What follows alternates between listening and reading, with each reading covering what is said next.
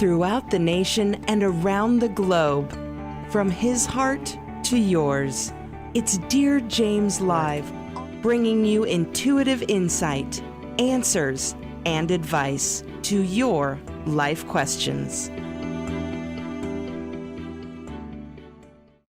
Hello, beautiful soul family, and welcome to Weekly Wisdom and Insights, your home for spiritually guided transformation and empowerment. I am your host, Dearjames, and together with the unseen, Spirit, Source, and Symphony, we listen to the unseen, to the current energies, and we go as guided. And whoo, this is just such an incredible time to be alive. Against the backdrop of everything that's going on in the world, from the unseen's perspective, we are at what they call this moment a culmination moment, because it is not, we're at the end of the year, but it's not about endings. It's not our typical endings and beginnings. And so bear that in mind throughout the show, but also throughout these energies in the next days as we end 2023, begin 2024.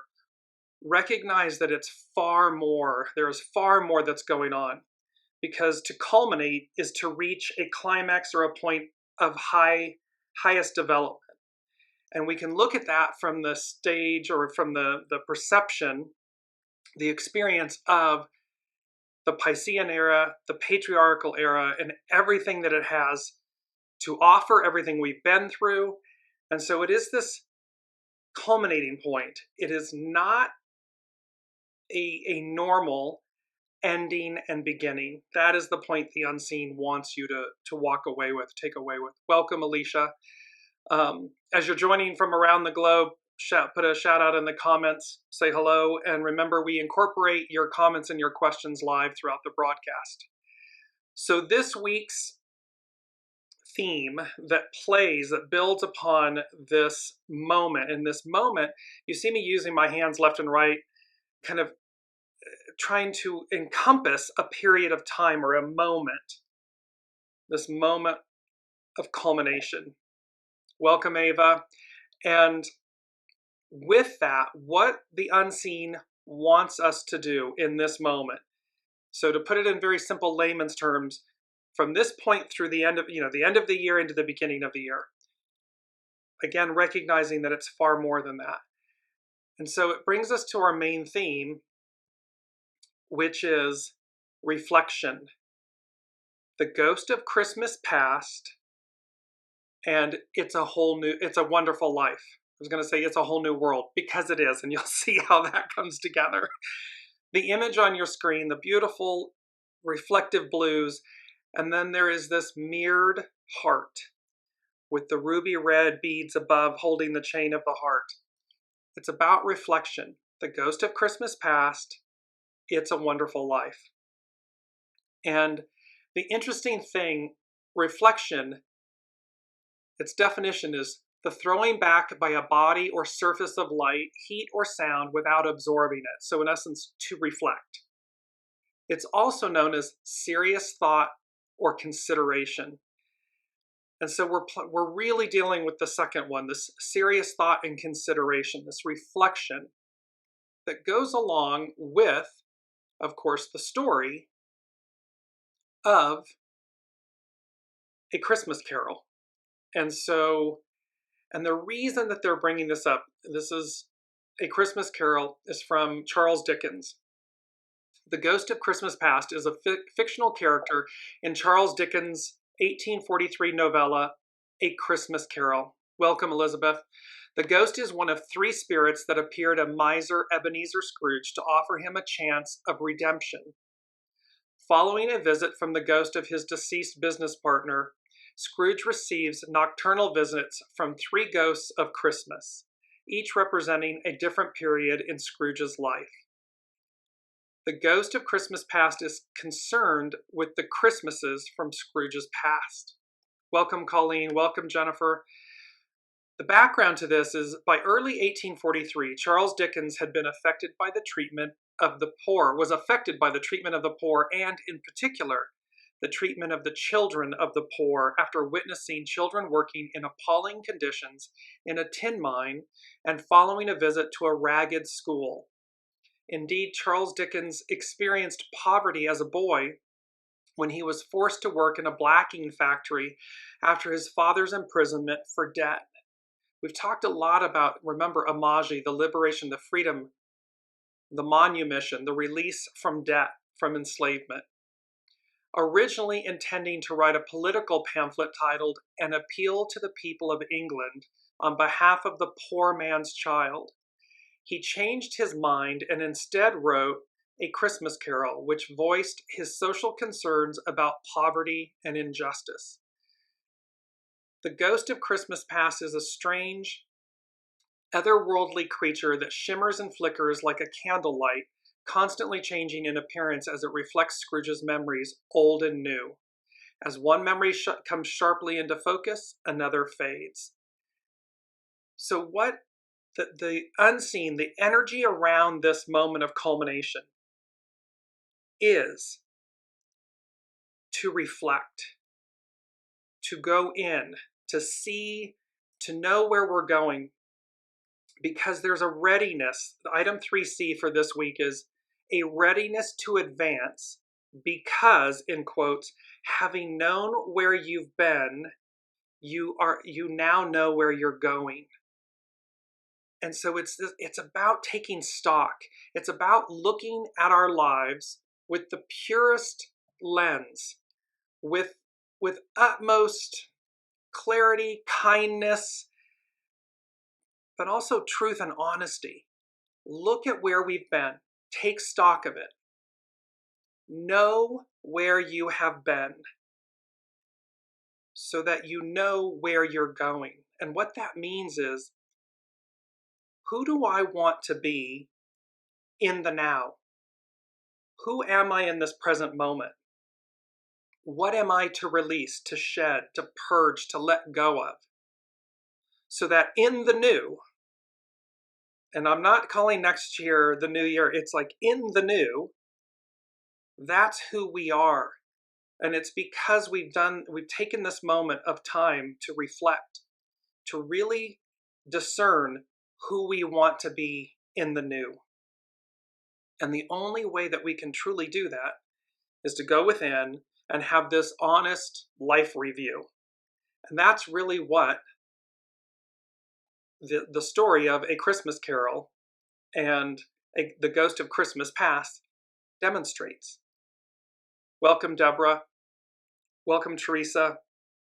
So, because at the end of it, what's so fascinating, what's so beautiful, and is, it's a wonderful life. That is what's on new. That is the new. In order to get to it, we've got to be brutally honest with ourselves in this moment of reflection. Take the time to reflect. I'm harping a little bit because they're harping with me in my head about this greater, bigger message. What's fascinating, Charles Dickens. So It's a Wonderful Life, the Jimmy Stewart movie, is based on the Charles Dickens original, The Christmas Carol. And both stories, both The Christmas Carol and It's a Wonderful Life, demonstrate the bounty, the beauty and the bounty, the gifts that come from this life of reflection, and how in an instant they turn and they become who they want to be. That's the moral of the story. What's fascinating, the etymology of Charles means free man. The etymology of Dickens is a euphemism for the devil. So literally his name, it's that the devil card and the lover's card in the tarot. It's free man and a euphemism for the devil, enslaved. Which one are we? Which one do you want to be in the new? For me, and I hope for all of you, it's about being a free man, a free woman, a free being that has been liberated of your own accord, by your own hand, your own doing. That's the greater messages that we're playing with this week and into the new at this culminating period. let's look at the astro influences, because we also have, so we have this, what they called, the unseen called the beautiful necessity. So on Monday, we had the sun conjunct the galactic center, the galactic center of our universe at 27 degrees Sagittarius. Tomorrow, the sun enters Capricorn at 8 degrees, and it's the winter, well, it's the December solstice. And so with that, and they said the beautiful necessity of these two acts, these two things occurring. And I want to share my screen here with you for a moment. There we go. And this is from the Power Path School of Shamanism, thepowerpath.com. If you are not a member, it's free to join. They have wonderful monthly email updates on the overall energies for the month, the moon, and so forth. This is the update from Lena Stevens. And look at this beautiful image. Now here's like the winter, the darkening, if you will. And then all of a sudden, what do we have? The bursting forth, the rebirth of light. Because on 12/21, the solstice is, quote unquote, the dying of the sun. S-U-N, but it also correlates with the crucifixion, and thereby the dying of the sun. The sun holds its place for 3 days. In other words, it stays in this suspended state. And then on the 25th, the sun is reborn, and the light begins to shift back to its highest northern point. So here she is talking about, so the solstice, winter in the northern hemisphere and summer in the southern hemisphere, is tomorrow, the 21st of December. It begins at 8:27 p.m., occurs at 8:27 p.m. Mountain Time. She's saying the solstice is a still point where the sun reverses its cycle and the days get either longer from this point on or shorter. A still point creates an opportunity where we can access the void, the space between the past we are releasing and the future which is yet to be manifest. The void provides a container of freedom to make different choices and to raise the bar for yourself on how you want to go forward in your life. This is also a time of completions and focusing on what you are leaving behind, more so than what you wish to manifest in the future. See, it's about what you're leaving. The focus is on what we're shedding, what we're releasing. That's that reflection, the ghost of Christmas past. It's a Wonderful Life. Because in essence, by purging it, we're renewed. The cleanup to create space is much more important than gathering what you think you will need for future intentions, because they come of their own accord when we've emptied our vessel. With this solstice, we enter into a time frame until the next solstice where we are revising, restructuring, revaluing, repatterning, and recommitting to living the way of our truth. This is not a mental exercise, so be in your heart and listen to the intelligence, wisdom, intuition, and truth of your heart. See, this is not an ego mind personality activity. This is a soul source connection. It is a soul source reflection, life review.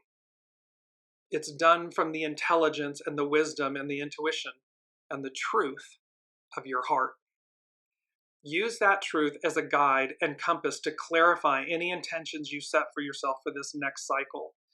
This next year is a big one, and it is highly recommended to be as prepared as possible. Yes, it is a big one. Remember, 2024, the 2 + 0 + 2 + 4 becomes an 8. It's about unity. It's about uniting. It is about coming together in a way that we have not really probably experienced in this lifetime forever. So big energies at play here. Welcome, Olivia. And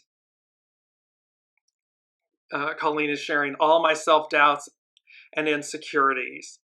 Well, and that's the beauty of it. That's so perfect, Colleen.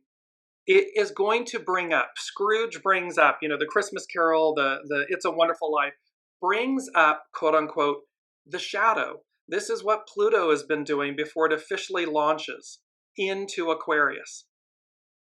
Ava's saying that Charles Dickens was an Aquarian.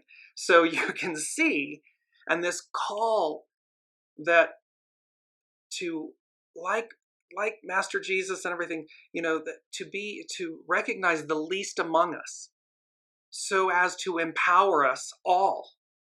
It is to be to witness the very worst of us, the shadow, so that we cleanse it, we purify it. So do not let it, the long-winded story, pardon me, is to not let any shadow elements, do not sit in judgment with yourself. Do not allow any fear or shadow work to immobilize you, to create fear.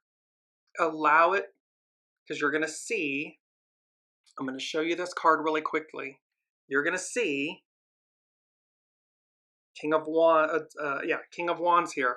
There's a reason. I've not done this before, but I knew to draw tarot cards for us all. And so we're going to close with that at the end. But this King of Wands, and wands represent fire. This baptism by fire, this transmuting by fire. So allow it to cleanse your being. That is the point. Allow that to cleanse. Yes, so Olivia is saying that Pluto moving into Aquarius hasn't happened in 246 years, not since the French and American revolutions and the Industrial Revolution. That occurs, it officially moves into Aquarius on January 20th, 2024. So, and it'll dip back slightly, it'll retrograde slightly at the, I believe in November of 2024, and then it officially goes forward for the next 20 years. And so there's this amazing moment in time here where the unseen is saying, the first thing they said for this week was, it is written, ... in the stars, meaning all of this, what we're experiencing, this moment of culmination, is written in the stars. Welcome, Sue. And so with that, we have this winter solstice message that coincides with the review, and thereby we know what to do. This moment is bigger than just a normal ending and beginning, end of a year, beginning of a year, holiday time period. It's bigger than that.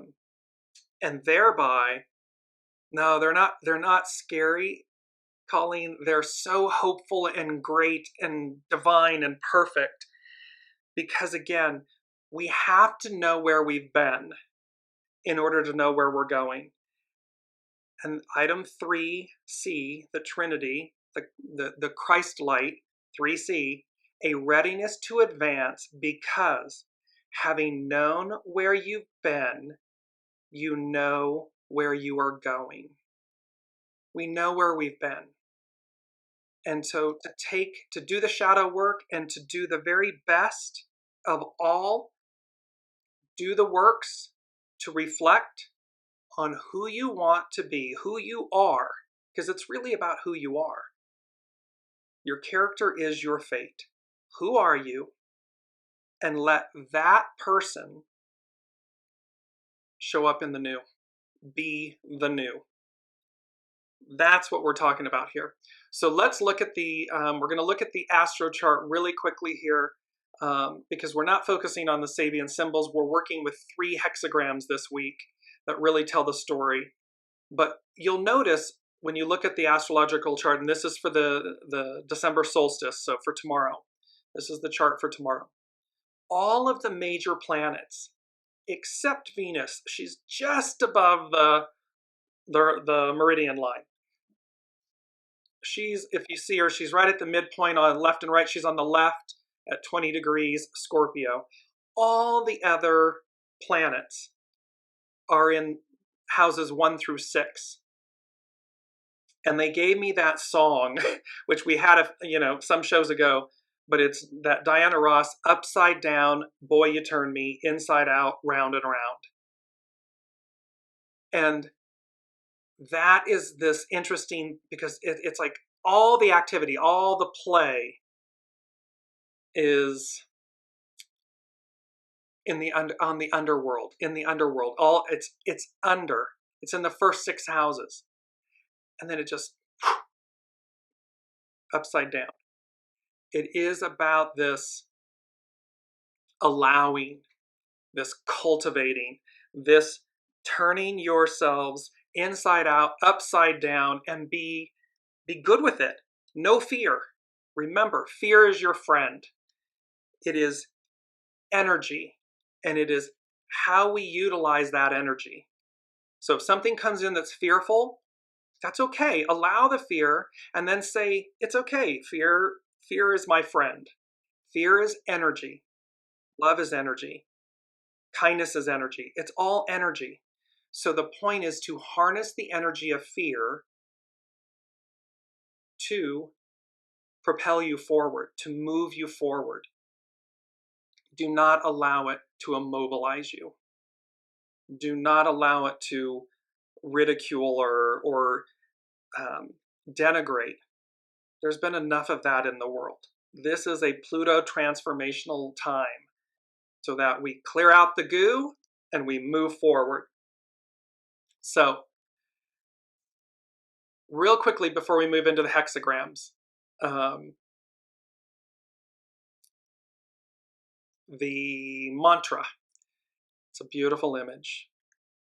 The mantra is, it's a wonderful life. The image is of the pomegranate. And the reason that image was chosen is because it's a wonderful life. That is the message from the unseen. Our human earthly existence, no matter what the illusion is, at your root, at your divine essence, at your core, it's a wonderful life. The pomegranate is said to be the tree of life, and there is speculation as to whether it was the forbidden fruit in the Garden of Eden. Its Latin name literally means seeded apple. It is a symbol of hope, one of the 3 blessed fruits in Buddhism, and a symbol of resurrection in Christianity. So there is a reminder here. No matter what, if you're doing shadow work in your reflection, it's a wonderful life. It literally represents the seed of life. It represents the purity, the transfiguration, the transformation, the sangreal, the royal blood. It represents all of these things of which you are. And it's to remember that. So that's why they've given us this image of the pomegranate and our mantra of, it's a wonderful life. Because, again, you are that. We are that. So as we move, we're going to be looking at the main energies. Let's bring that up really quickly so you know the hexagrams we're dealing with. And it's fascinating. So, of course, it's December. It's a 12-month. You see an asterisk on the sign next to the 12. It's because we have double 12s. That's doubling down on these messages for this moment. So the 12 is that standstill, release, be ready. Remember, it's about, biblically, it's about pulling up the tent pegs and being ready to advance. It's to be ready. In order to be ready, we got to lighten our loads. We got to empty our vessels, reflect. The 20, today is the 20. It's that beautiful contemplation, the all-seeing owl, the all-seeing eye with the golden apple. This contemplation, it's a higher view. 7 this year, 2023 is a 7. Army, legions, correct discipline. We have everything we need. The 20 becomes a 2. The receptive, no coincidence. Reflect. Its action is to reflect. And here the unseen is guiding us. Reflection. To reflect. Now, if you add the 12, the 20, and the 7 together, it becomes a 39. And that is to do with obstruction and that we're to innovate. So again, do not allow And you'll see, because we're going to work with hexagram 2, hexagram 39, and then hexagram 3, because when you culminate, the 12, the 1 and the 2, become a 3. Difficult beginnings, persevere.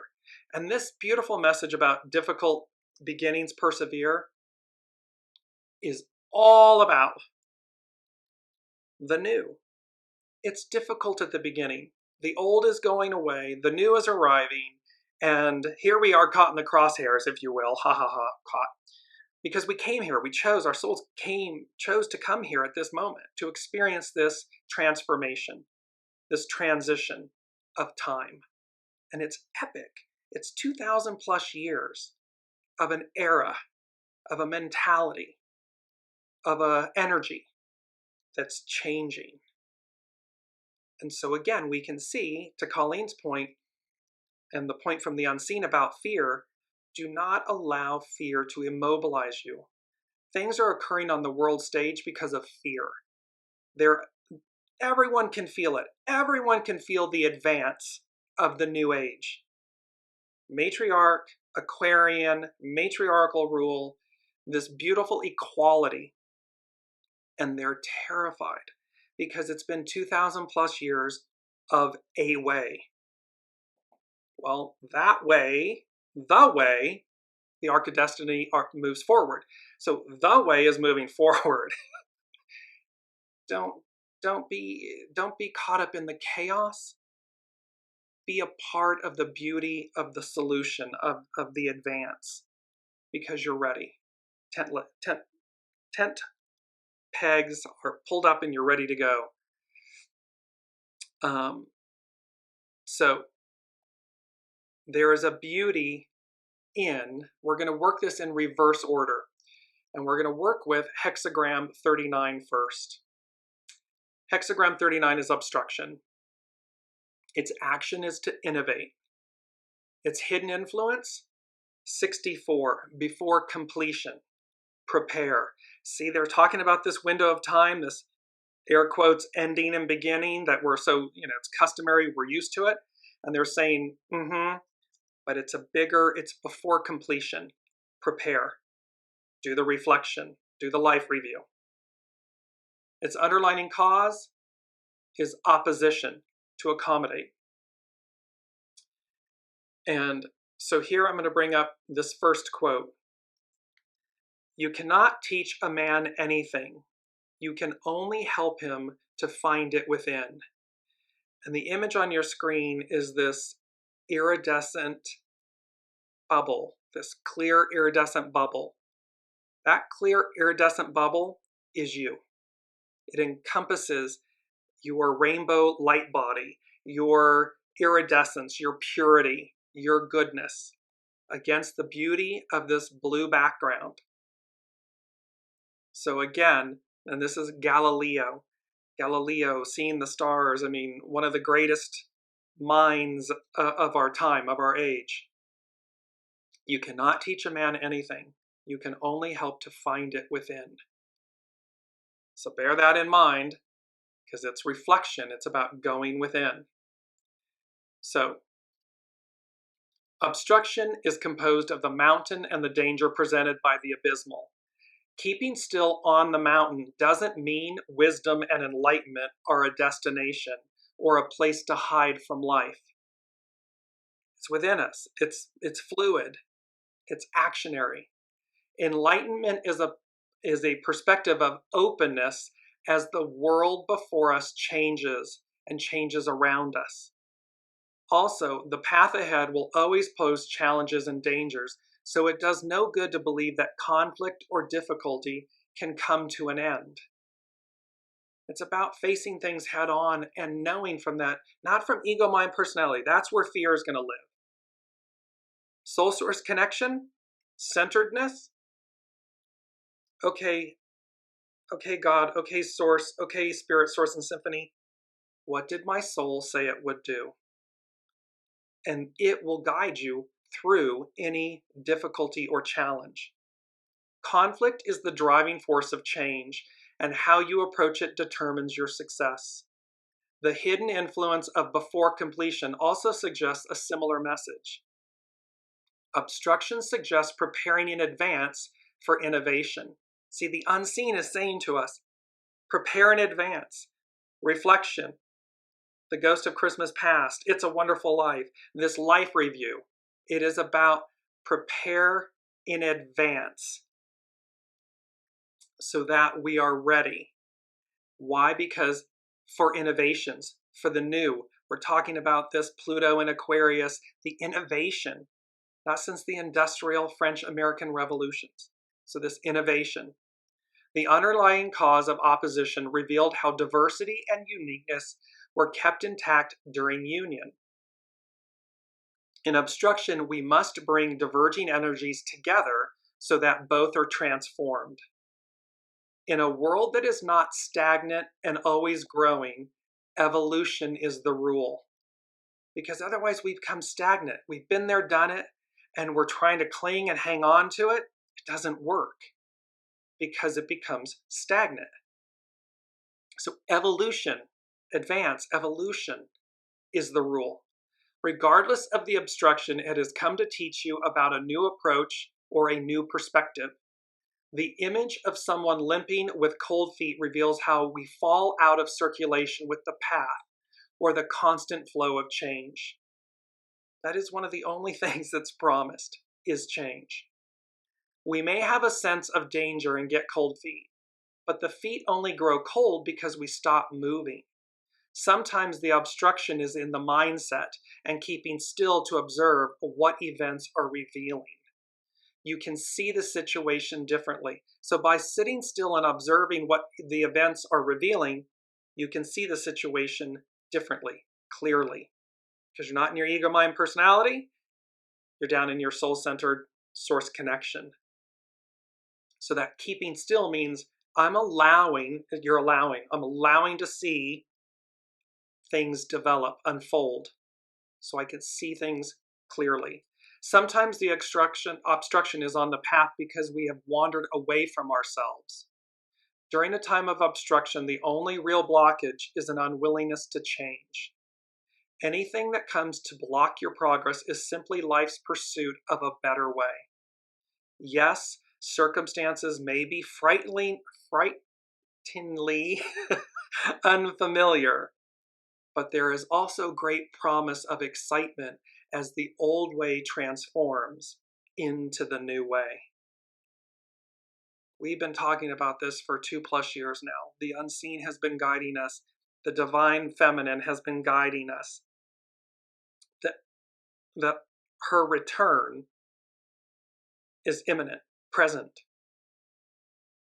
And again, it does not mean that it comes at the expense of the divine masculine. They come together. The purity of the void, the purity of the light, yin, yang. They come together in the purity of harmony, of love, of opportunity, of existence. And so do not allow any obstructions. Release them. The way is clear. It's before us. It's presenting itself to us.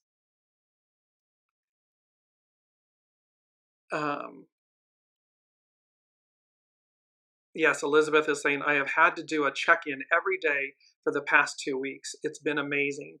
Yes, because you want to be consistently recalibrating, ensuring your connectivity. And Elizabeth and I spoke about this just recently. This thing about when you come to recognize a frustration, a fear, an anxiety, you'll instantly come to recognize, I'm in ego, mind, personality-ville land. And you can take that breath, and then all of a sudden you're like, and just the recognition, just the acknowledgement that you're in ego, mind, personality land allows you to release it. And you go, that's what that is. Okay, let me let go of that. And then all of a sudden, coming back to center, there's this innate joy. You see me smiling. It just brings about this innate calm, joy, peace, because you've let go of what is ego, mind, personality. You've let go of the illusion of something so that you come back to center and then allow the obstruction to dissipate, allow what's really present, what's on offer, to present itself, to prevail. So, okay, that's hexagram 39, obstruction. Now we move into hexagram 2. And hexagram 2 is the receptive. It is the divine feminine. Its action is to reflect. Its hidden influence is itself, the receptive, to yield. What I just said, that Elizabeth and I were discussing. We yield the ego, mind, personality to the soul. We come back to center. We come back to truth. The underlying cause of the receptive is one, the creative force, the ego, mind, personality.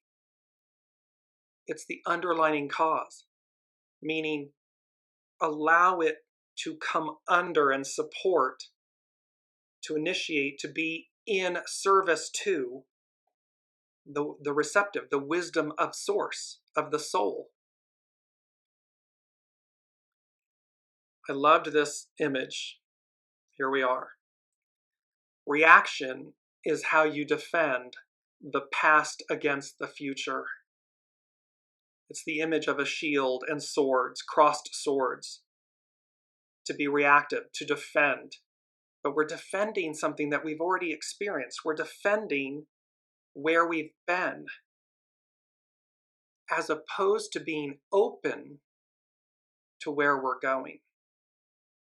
So again, suspend defense, reaction, being confrontational, all of these shadow. There's a reason the image is in black and white, in grays, shadow. Reaction is how you defend the past against the future. We want to respond, not react.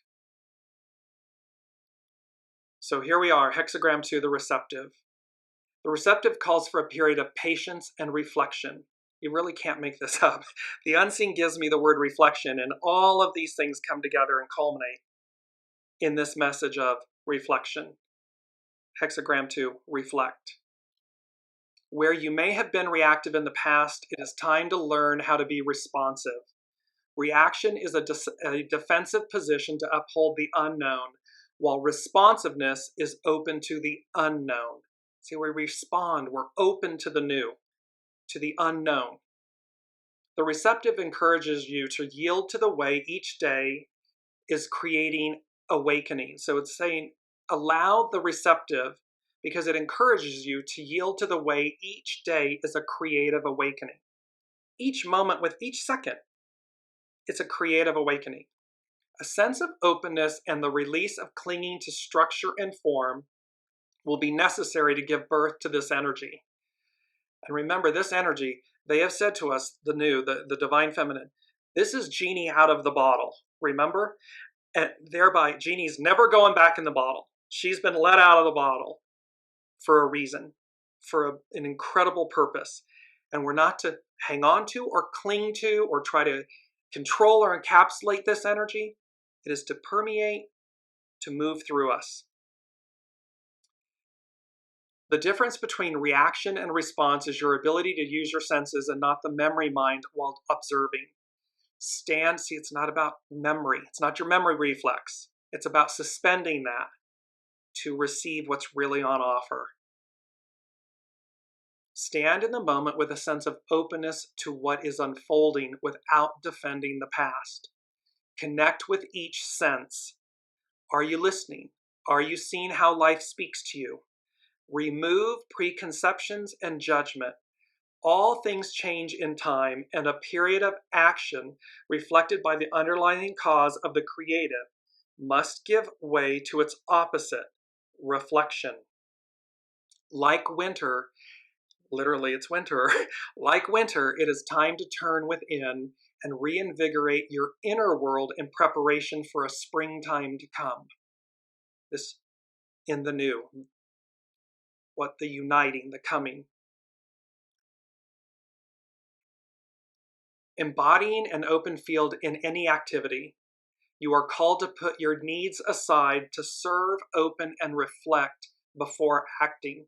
See, put the ego, mind, personality aside, place it in service to the soul, so that you are called to put your needs aside to serve, open, and reflect before acting. The receptive's power of success comes from within. Move into the world from the inside out. The receptive is the womb holding the energy of attraction by way of intention that requires the development of sincerity and patience. This is speaking to the fact that the purity of our intentions sets the tone. It is what we will experience. So what's the purity of your intentions? That creates, what are your thoughts? The purity of your intentions, that creates the experience, because it's going to dictate the choices you make, and then those choices dictate the experience you have. So the receptive is the womb holding the energy of attraction by way of intention that requires the development of sincerity and patience. The receptive is in harmony with the boundless. It embraces everything and illuminates everything in its greatness. The receptive is composed of all yin lines and coaches you to become more still, more observant, and less reactive. By not doing anything, you become a spectator to see how circumstances unfold to guide you. See, it's like, it's not, it is to be absolutely, this is an oxymoron, passively active, meaning, there's the oxymoron. Passive meaning to allow, to open, so that you don't think that you know the way. That's ego, mind, personality talk speaking. The way is going to be a knowing, it's going to be felt, it's going to be received. And then it's placing that active, the creative force, in action with it, for it, in alignment and harmony. The master said when, and this is that beautiful image, let me bring this up. It's so powerful. The master said, when closely related things do not harmonize, misfortune is the result. This is of the Dome of the Rock, the Wailing Wall, the Temple Mount. These closely related things, all stemming from Abraham, Isaac, Ishmael, and so forth. When closely related things do not harmonize, misfortune is the result. It's a powerful message of unity. We are one, and yet we're fighting amongst ourselves. We're fighting against our brothers and sisters. It doesn't matter. We're fighting against our fellow human being. Misfortune is simply how you fight against necessary change. Sometimes the receptive can be a message about letting go, letting the past go, and opening to something new. There's a new way. We don't have to kill or be killed and all of this oppression and suppression and domination. That's of the old way. You may be too attached to what you believe you want when Tao is bringing you what you need. See, ego, mind, personality will tell us something, but the soul knows best and knows better and knows all. Look around to see what life is saying to you right now. Pay more attention to your dreams to uncover the profound guidance that comes from within. When you cultivate a natural response to what unfolds, you react less and observe more. You are in constant alignment. It's like you're in perfect harmony with yourself, with your soul self. Not ego, mind, personality self. That is going to take training. We got to untrain the mind. Because it's been, it's 2,000 plus years. It's been used to being in charge, in the lead. But now it's in the sidecar in service to the soul. It is often in the things that you cannot change that you discover Tao's power to guide you the most. Circumstances urge you forward, although reaction is how you defend the past against the future. A natural response means that you respond to life without defending anything. So you respond to it. You're in harmony and flow with it. You don't have to argue. You don't have to prove. Just be. We may find it odd that mystics deny the reality of the outer world. I love this. We may find it odd that mystics deny the reality of the outer world. What is the unseen? What have I been saying in the unseen? I know what it looks like out there. However, and it says, yet more people deny the immense power and reality of their inner world. So what they're saying is, we may find it odd that mystics are saying that they deny the reality of the outer world, yet more people deny the immense power and reality of their inner world. It means they deny the reality and the power, the immense power of their soul, of their knowing, of their being. Like the time of autumn when all things turn back to be renewed, you are coached to turn inward to reinvigorate your inner garden. The pomegranate, the tree of life, the Garden of Eden. That's who you are. We are these eternal souls and these eternal beings of divine light. And that is what's on offer. So that's the receptive. And now we move, last but not least, to the difficult beginnings. It is persevere. It's hidden influence, 23, split apart, regenerate. That's splitting apart, the reflection, the life review, so that we show up in the new, regenerated, new. Its underlining cause is 50, cauldron, refinement, to refine. I love this image and this quote.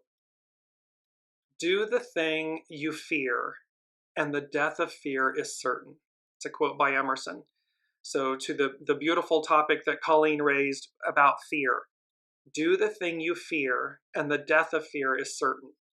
And this beautiful image, you see how the light is coming from the right, illuminating the shadows, the beauty of, and look at the beauty of the void. Because again, fear, it's President Kennedy, the only thing we have to fear is fear itself. We don't need to fear fear.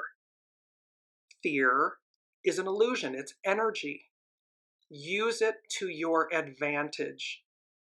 In meaning, they're catching me. The unsing is like, meaning use fear for positive advance, not to oppress, suppress, intimidate others. You don't double down on the darkness. You illuminate and you purge the darkness with the light. You cleanse up, you purify both. Okay, so difficult beginnings. Just as a seedling must crack open and push through soil and rocks to reach its source of solar nourishment, all new endeavors encounter obstacles in the beginning stages. The time calls for persevering into regeneration. So we're coming into the new. Obstacles refine our sincerity about what we are doing and hone our inner vision. The arrangement of the I Ching generally unfolds where each hexagram is viewed to be the cause or response of the preceding one. Yet, difficult beginnings is the result of two hexagrams, the creative, so the creative, divine masculine, and the receptive, divine feminine, interacting, coming together. Therefore, difficult beginnings embodies how opposite yet powerful energies give birth to something new. This something new isn't, again, throwing the baby out with the bathwater and the oppression of the divine masculine and then the swinging the pendulum to where it's now the divine feminine is, the oppressed becomes the oppressor. It's not that. It is the purity and the harmony of these two powerful energies coming together, working in harmony and oneness with each other. This hexagram has a unique message where an unavoidable but difficult encounter must come together, such as in marriage. Because the situation has never gone before, it lacks the clarity that comes from experience. Yet how refreshing. It embodies the sense that the situation is meant to be, and its opposing qualities are what brought it to life in the first place. See, we can't know what the new is if we don't know can't know where we're going if we don't know where we've been. And so it's the beauty of this, because it's the opposing qualities are what brought it to life in the first place. So the 2,000 plus years of patriarchal rule, Piscean era rule, is what brings about matriarchal Aquarian rule. Difficult beginning can appear when a commitment is being considered, and the act of considering it is what changed an easy attraction into something difficult. Like nature, which would remain stagnant without necessary friction, difficult beginnings embodies perfectly how to embrace conflict as the driving force of evolution. It's painful, but it's necessary, because it is the necessary friction that brings about the change. Difficult beginnings embodies perfectly how to embrace conflict as the driving force of evolution. Often we want to cast blame when we fail, but we always take responsibility for our success. Oh, clever humans. To succeed, you must recognize how Tao improves deficiencies by sharpening them into skills. See, this is about the life review. It's about looking. It's about cleansing and purifying and owning our stuff, because it's sharpening them into skills. There are no mistakes. There are only choices.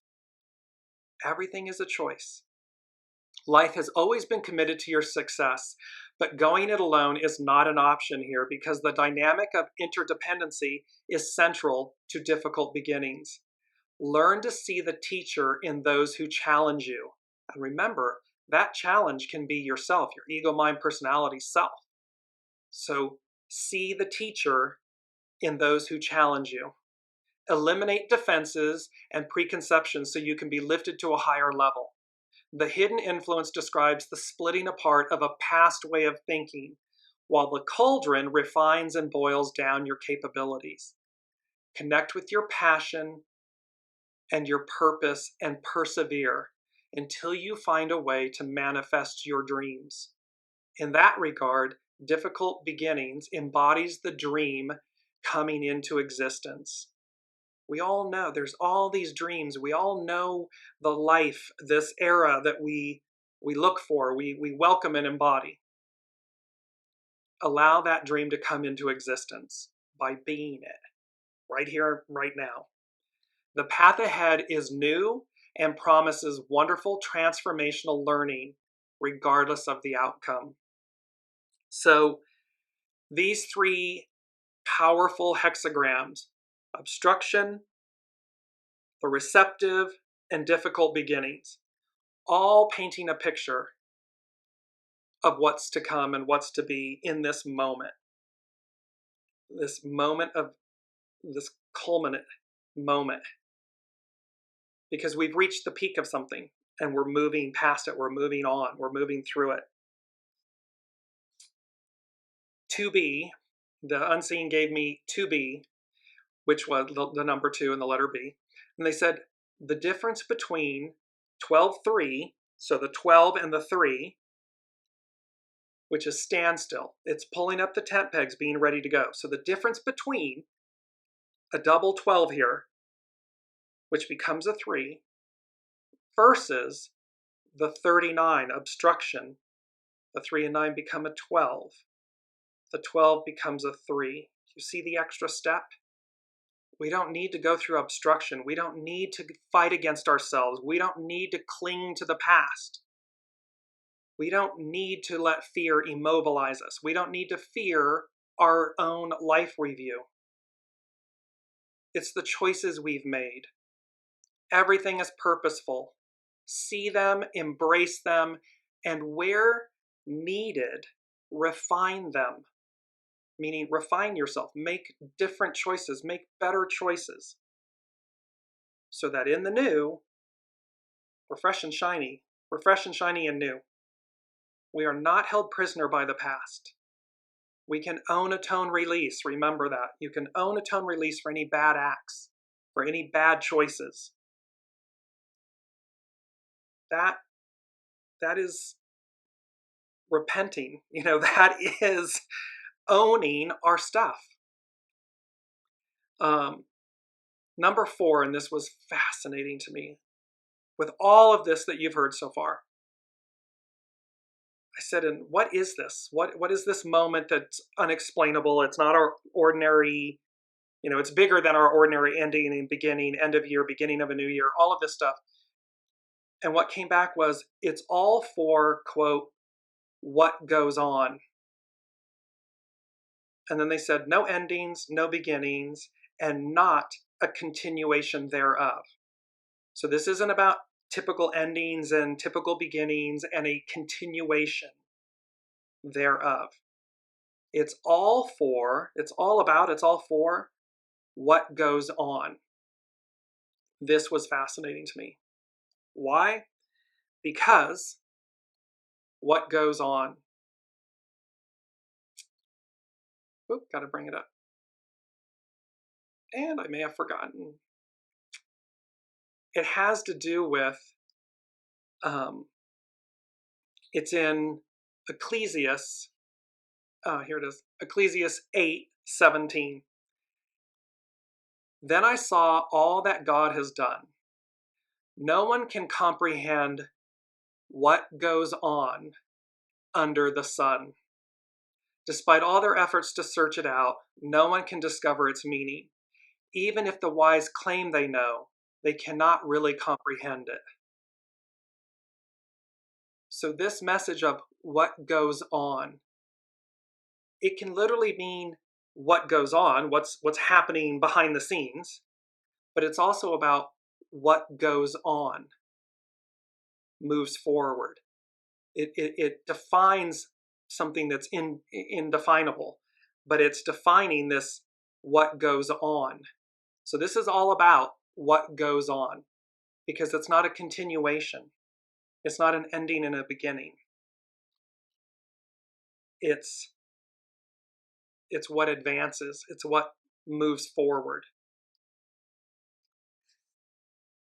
Last but not least, and I'm going to just bring in, we're going to be off next week for this whole period of reflection, this time.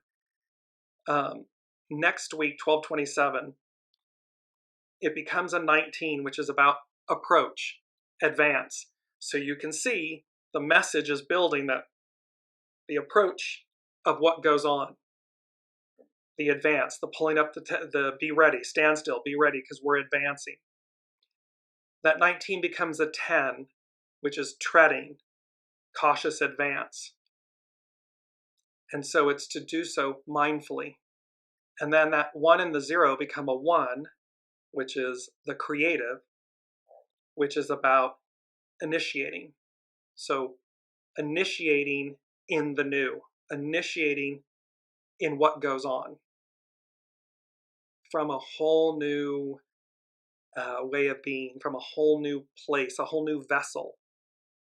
Now, last but not least, we're going to close out the show with these images. So I knew to pull tarot cards, and yes, we have used tarot cards before, but this was the first time where I have this beautiful deck. It's the Tarot of Mystical Moments by Katrine Weltz Stein.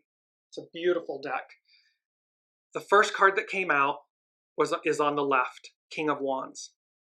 Now, we talk about Pluto, Aquarius, French and American revolutions.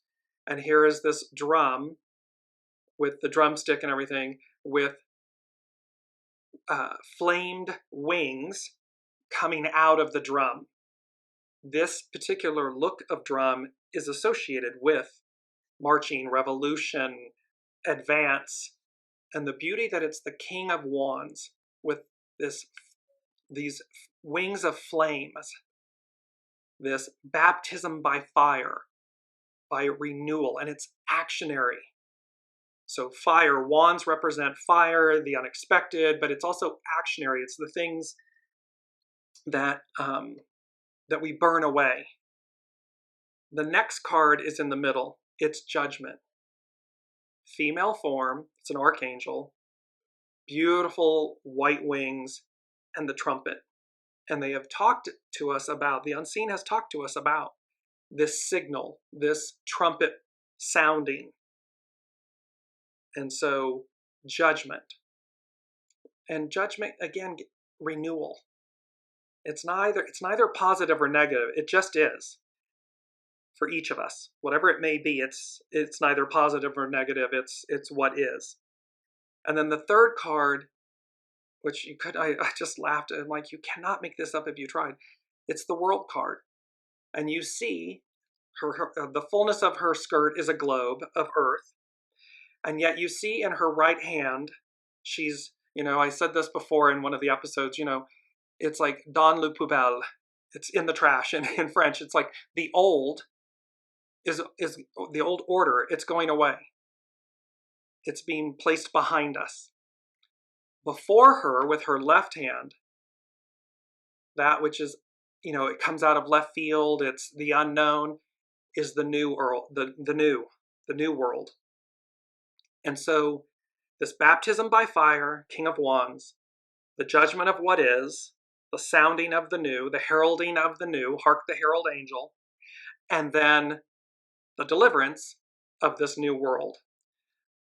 I then looked at the bottom of the deck, and what came up was, the Ace of Wands. So here's this beautiful, I'm trying to get the light, there we go. So, Ace of Wands. Now remember, a show or two ago, one of the Sabian symbols was about placing your finger in a book. In this image, she has a book open on her lap, and springing forth is this beautiful Ace of Wands, this flower, rebirth, renewal.